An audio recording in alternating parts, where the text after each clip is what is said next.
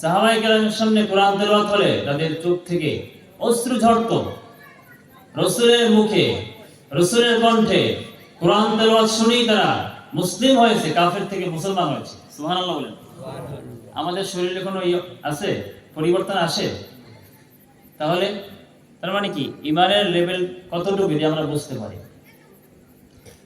আল্লাহ বলেছেন, ওয়া ইযা তুলিয়াত আলাইহিম আয়াতুহু যাদাতুহুম ঈমানা। সুবহানাল্লাহ। ঈমানদার ব্যক্তির বৈশিষ্ট্য হচ্ছে ওয়া ইযা তুলিয়াত আলাইহিম আয়াতুহু, যখন আমার আয়াতসমূহ পড়ে শোনানো হয়, যাদাতুহুম ঈমানা, তাদের ঈমানটা আরো বেড়ে যায়। সুবহানাল্লাহ বলেন। জোরে বলেন না সুবহানাল্লাহ। ওমর ফারুক রাদিয়াল্লাহু তাআলা আনহু ইসলামের কত নম্বর খলিফা? তিনি প্রথমে কি ছিলেন, মুসলিম না কাফের? কাফের ছিলেন। কাফেরদের সর্দার মুহাম্মদুর রাসূলুল্লাহ সাল্লাল্লাহু আলাইহি ওয়াসাল্লামের গর্দানকে কাটার জন্য, হত্যা করার জন্য বের হয়েছিলেন। তার বোনের কণ্ঠে যখন কোরআন শুনলেন, তার পরিবর্তন এসে গেল। আল্লাহ এজন্য বলেছেন, মা আনজালনা আলাইকাল কুরআনা লিতাশকা। রাসূল, মা আনজালনা আলাইকাল কুরআনা লিতাশকা, আমি এই কোরআনকে কষ্ট দেওয়ার জন্য, মুসিবতে ফেলার জন্য তোমার উপরে কোরআন নাজিল করি নাই। সুবহানাল্লাহ। কষ্টকে দূরীভূত করার জন্য কোরআন নাজিল করা হয়েছে। অথচ আমরা কোরআন আজকে পড়েছি, কোরআনকে আমরা পরিত্যাগ করেছি। 40 বছর বয়সে কোরআন নাজিল হয়েছে। প্রথমে রাসূলকে বলতে পারতেন যে তুমি কি করো, তুমি নামাজ আদায় করো, সালাত আদায় করো, সিয়াম করো, ঈমান আনো। ঈমান যেহেতু সবচেয়ে গুরুত্বপূর্ণ, ঈমান না থাকলে কোনো আমল কবুল হবে না। ঈমান লাগবে কি না? লাগবে। তো রাসূল সাল্লাল্লাহু আলাইহি ওয়াসাল্লামকে আল্লাহ প্রথমে কি বলেছেন? ইকরা, মানে কি? পড়ো। তার মানে পড়তেই হবে। জ্ঞান অর্জন করা প্রত্যেক মুসলিমের জন্য কি ফরজ নাকি নফল? আমরা তো নফল বানিয়ে নিয়েছি এখন।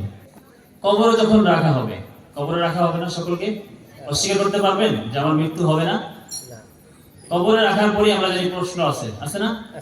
রব সম্পর্কে, নবী সম্পর্কে, দিন সম্পর্কে। এই প্রশ্নটা আমাদের নিকট প্রসিদ্ধ। ফেরেশতারা যখনই এই তিনটে প্রশ্নের উত্তর আপনি দিবেন, আমার রব কে? রবকে সবাই বলেন আল্লাহ। ইন্নাল্লাযীনা ক্বালু রাব্বুনাল্লাহু সুম্মা ইসতাকামু ফালা খাউফুন আলাইহিম ওয়ালা হুম ইয়াহজানুন। যারা মুখে স্বীকার করবে আমাদের রবকে আল্লাহ, এরপরে এর উপর অবিচল থাকবে, এদের কোনো ভয় থাকবে না। কি বলেছেন? আল্লাহ।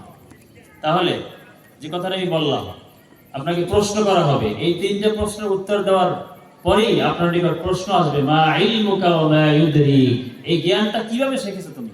ওই ব্যক্তি যেহেতু সে কোরআনের বিধান অনুযায়ী জীবন যাপন করেছে, রাসূলের সুন্নাহ অনুযায়ী জীবন পরিচালনা করেছে, সে উত্তর দেবে, করাতু কিতাবাল্লাহ, আমি আল্লাহর কিতাব পড়েছি। সুবহানাল্লাহ বলেন। সুবহানাল্লাহ। এই গেল আপনার প্রথম দুনিয়ার জীবন থেকে কবরের জীবন।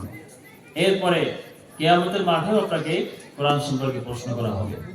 কোরআনের বিধান অনুযায়ী রাসূল যে বিধান নিয়ে এসেছেন আল্লাহর পক্ষ থেকে, এই বিধান তুমি অনুসরণ করেছো কিনা প্রশ্ন করা হবে। এত নিয়ামত দিয়েছি, সুম্মা লাতুসআলুন্না ইয়াওমাইযিন আনিন নাঈম, সব নিয়ামত কার? আল্লাহ। সূরা রহমান পড়েছেন না?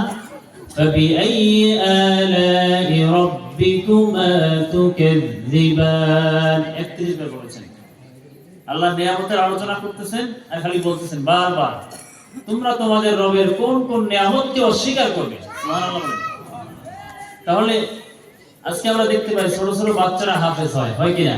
বিভিন্ন চ্যানেলে দেখায় না রমাদান মাসে? দেখায়। তাহলে ছোট বাচ্চা চোখে দেখে না, অন্ধ, 30 পারা কোরআন মুখস্থ করেছে।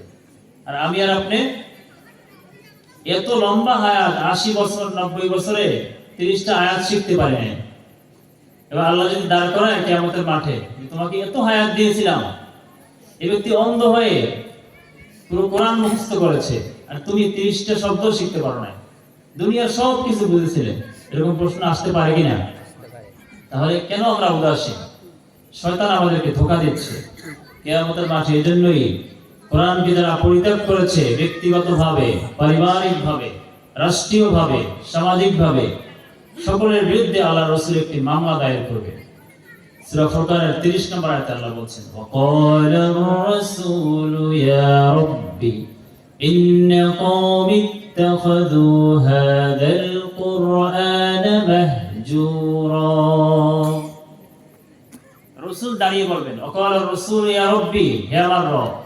কে বলবেন? মুহাম্মদুর রাসূলুল্লাহ, সবাই পড়েন সাল্লাল্লাহু। হে আমার রব, ইন্না কওমি ইত্তাখাযু হাযাল কুরআন মাহজুরা, আমার এই জাতি কোরআনকে পরিত্যাগ করেছিল। এই কথা যদি রাসূল বলে, এরপরে কি সুপারিশ হবে? আর আসিয়ামু ওয়াল কুরআন, সিয়াম এবং কুরআন ইয়াশফাআন লিল আবদি, বান্দার জন্য সুপারিশ করে। তাহলে আল্লাহ বলেছেন কোরআন কি করবে? তোমার পক্ষে সুপারিশ করবে অথবা বিপক্ষে।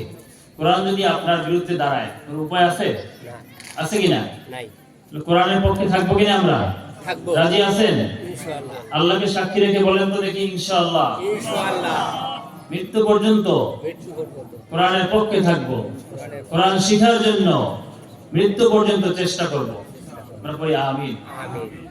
কারণ আল্লাহ বলেছেন কি, মৃত্যু আসার আগ পর্যন্ত তুমি তোমার রবের ইবাদত করো। ওয়া'বুদ রাব্বাকা হাত্তা ইয়াতিয়াকাল ইয়াকিন। মৃত্যু আসার আগ পর্যন্ত আপনাকে চেষ্টা করতে হবে। ঈমানদার ব্যক্তিদেরকে সুসংবাদ দিয়েছেন, ইন্না হাযাল কুরআনা ইয়াহদি লিল্লাতী হিয়া আকওয়াম।